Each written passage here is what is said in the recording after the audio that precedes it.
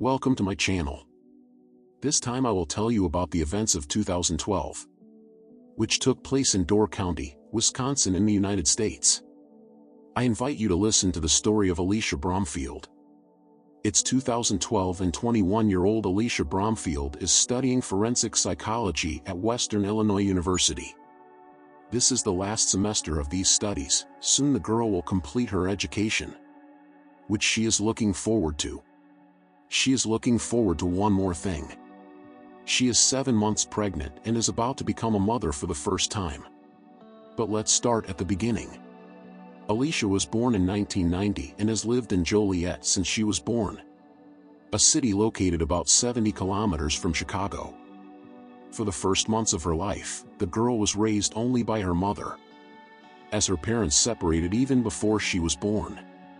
However, her mother Sherry Anisic did everything to make sure Alicia didn't lack anything. She went to great lengths to replace both of her parents. But Sherry was not a single mother for long, because when her daughter was still a toddler she met a man with whom she became involved. He became Alicia's stepfather, and despite the fact that he was not her biological father, one could see a unique bond between the two of them. And when the girl was 7 years old, her mother and stepfather decided to legalize their relationship.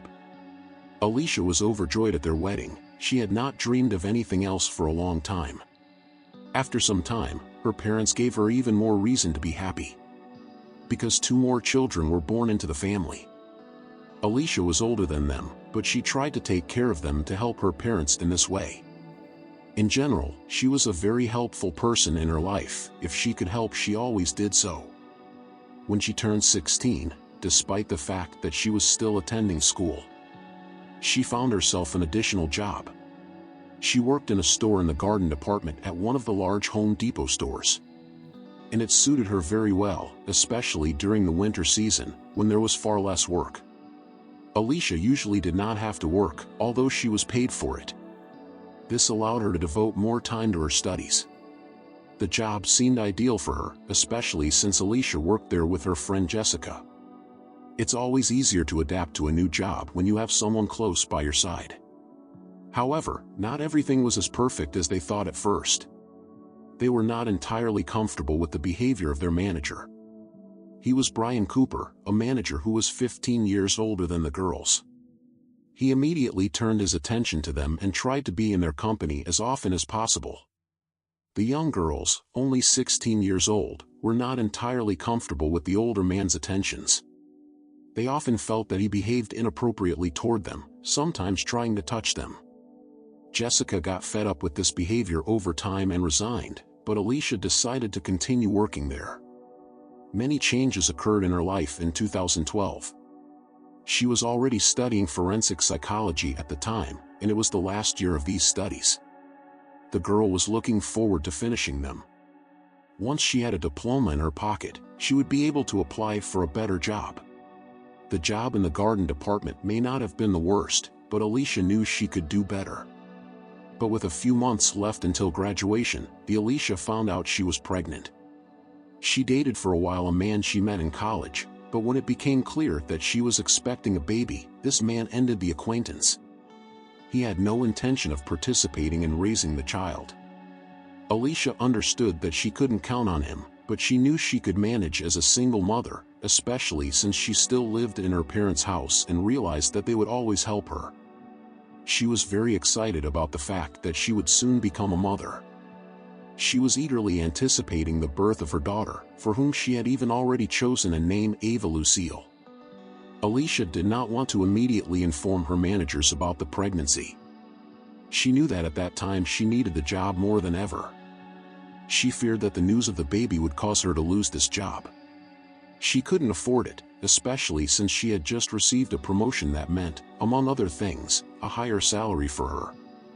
And the 21-year-old continued to work at the store, all the while doing her job to the best of her ability.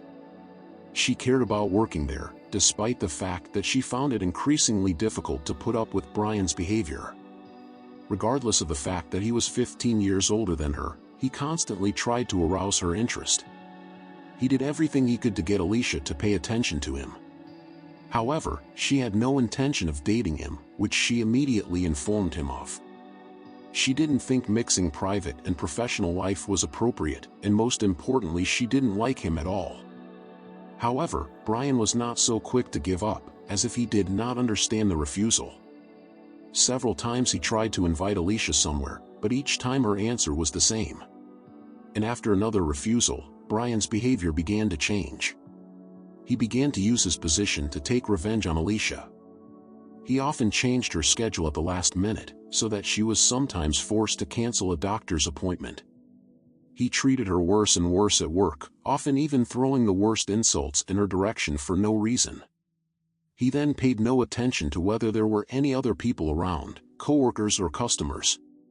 The girl tried to do something about it, and several times informed the store management about how Brian was treating her as an employee. But each time it was swept under the rug and the management didn't really do much about it. Brian continued to do the same thing, insulting her at every turn, while trying to be in her company as often as possible, and occasionally trying to ask her out. Alicia, however, had no intention of going out with him. And despite the fact that she kept rejecting his proposals, Brian kept telling his coworkers that they were a couple. Finally, the moment came when Alicia already had to notify her employers that she was expecting a baby. And since Brian was her direct manager, he was the one she talked to about it. And as soon as he heard about the pregnancy, he immediately got angry, as if he was jealous. He tried to find out who the father of the child was, but the girl told him only that the man had no intention of participating in her daughter's life. This information has made Brian a little calmer and his behavior has completely changed. He then assured Alicia that she could always count on him, and whenever she needed his help, she could come to him right away. He even offered to take her to the doctor for an appointment, but Alicia would not agree to this. She didn't want him to be a part of her life. He was just her manager, and that was that. But Brian again took it too personally, and when the girl refused and said she already going to doctor with her mother, Brian once again exploded with anger. He started shouting at Alicia, calling her the worst names, regardless of the fact that there were customers around them who heard all this. Alicia was fed up with Brian. She didn't know how she should behave towards him. Since she didn't know how to resolve the situation herself, she had to tell her parents about everything. They were shocked when they heard how her manager was taking advantage of his position.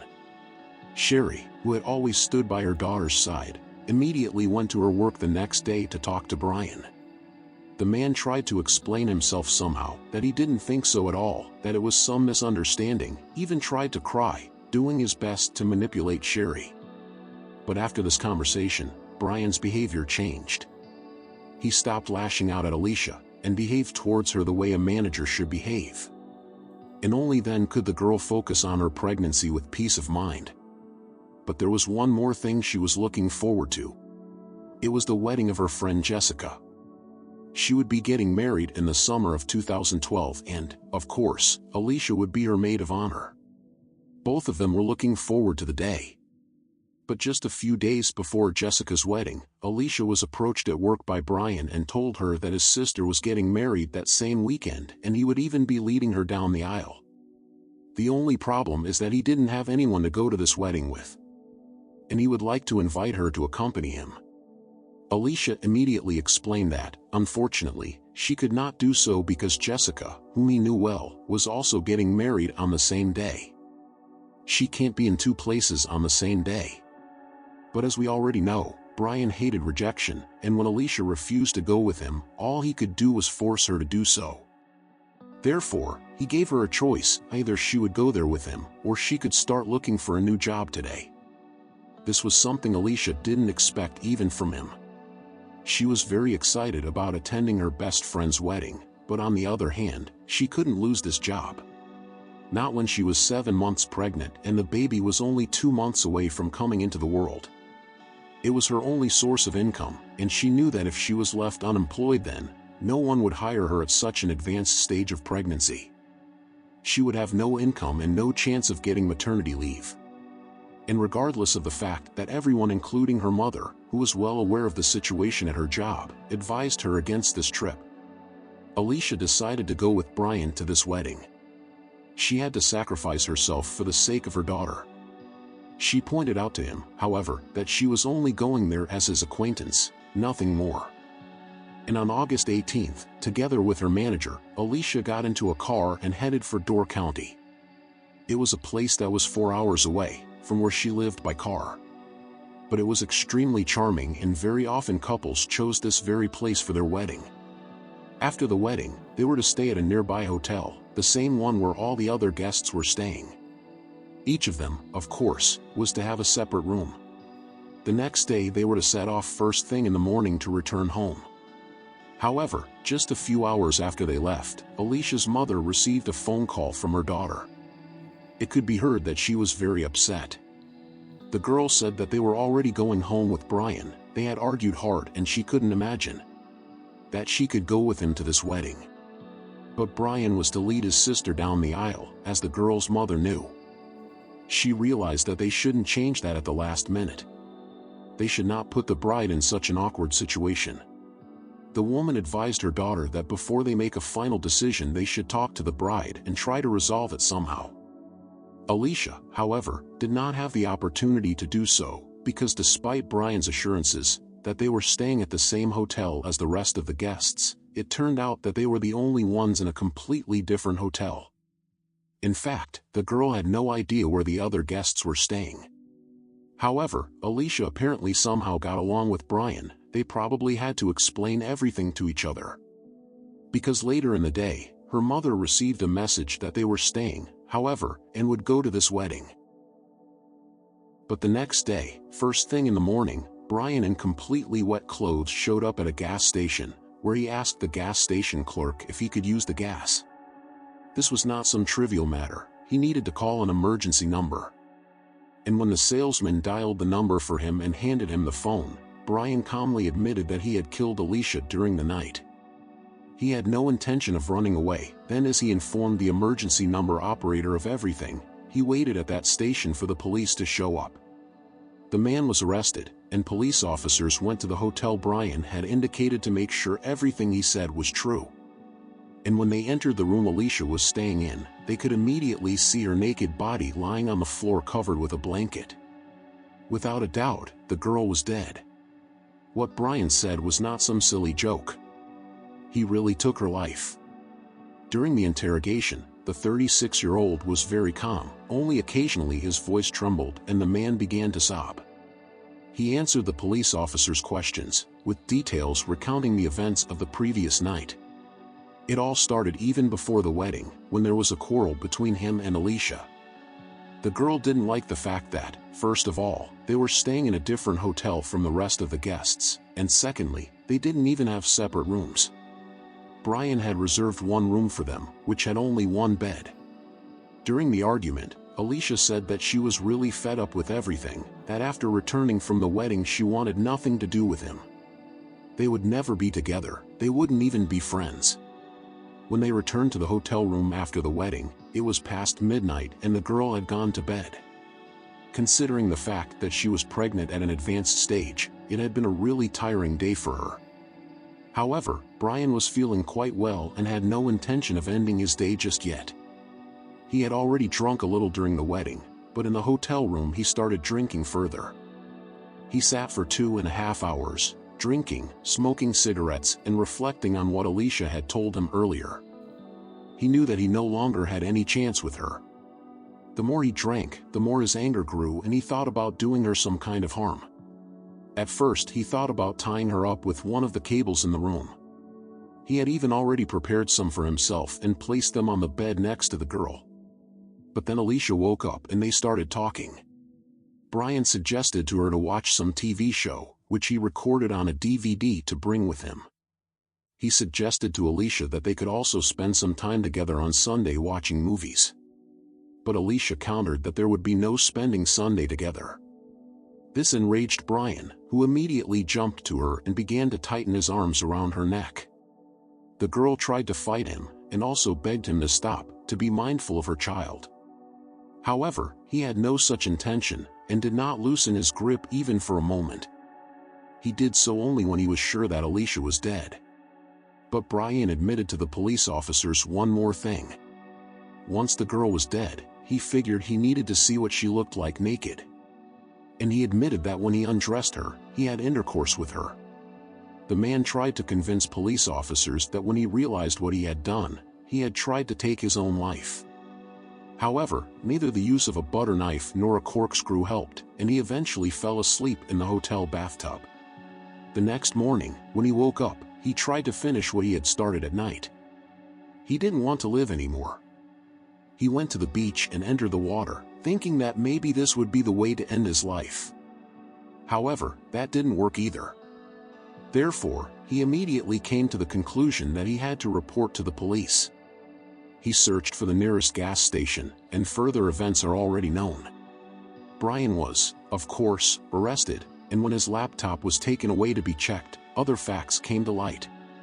It turned out that the man had hidden camera footage of Alicia. Taking advantage of the fact that he was her boss, he sometimes forced her to walk his dog. The girl would then get the keys to his apartment and go out for a walk with his pet.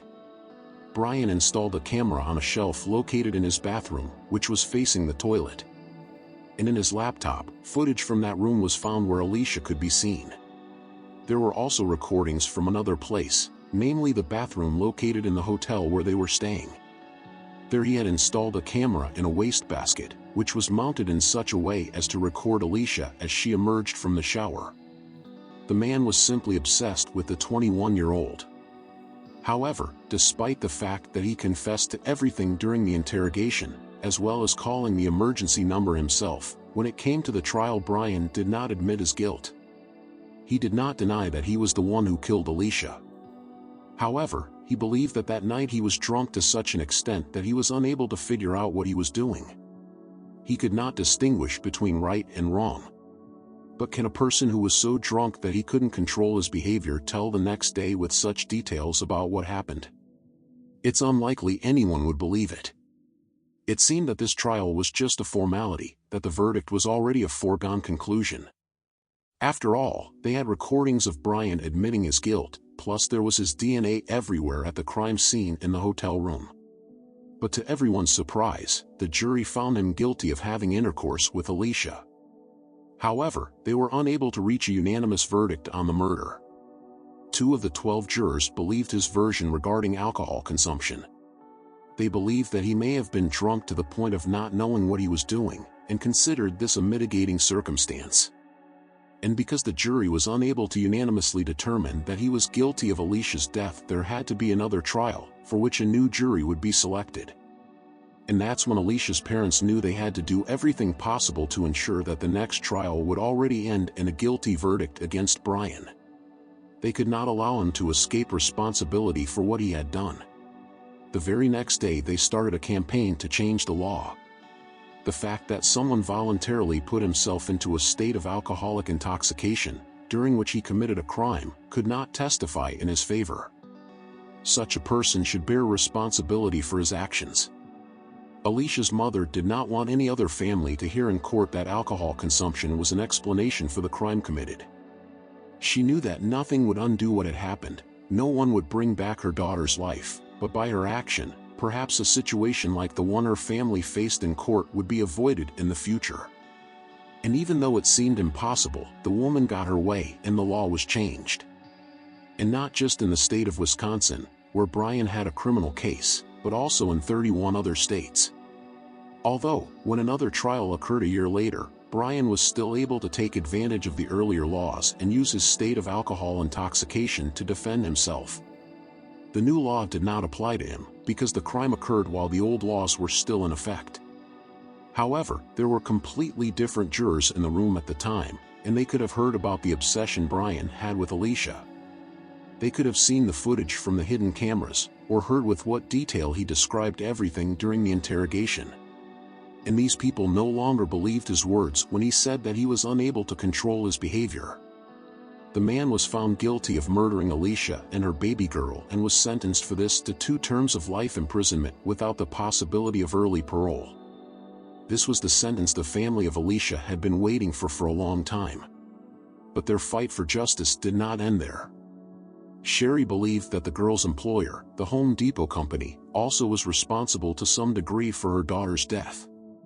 Alicia had informed them several times about Brian's inappropriate behavior, but all they were able to do at the time was to either let her go home early or send Brian to anger management training, which he did not attend at all. In fact, they took no responsibility whatsoever for what happens to their employees, how they are treated by their managers. And the court ruled that the company did not have to take responsibility for the behavior of its employees. However, this decision was appealed, and in the second trial it was already changed. The court then found that not only Alicia, but other female employees repeatedly informed their superiors about Brian's inappropriate behavior. And if the company had reacted as it should have at the time, most likely this crime would not have happened. In fact, it did not happen in the workplace, but Brian used his position as a boss to force the girl to make this trip. Had he not been her boss, this trip would not have happened. Therefore, it was held that Home Depot was partly responsible for the girl's death, and therefore her family should be compensated for it. When all the trials were over, Alicia's parents came to the conclusion that they would establish a foundation. It's called the Purple Project, because that was Alicia's favorite color. Its main goal is to provide both financial and emotional support to young mothers who need it. It also provides support for parents who have lost their child to murder. Alicia's parents felt that this was the best way to honor their daughter's memory. This is the end of the story. Thank you for listening to it to the end. Goodbye for now.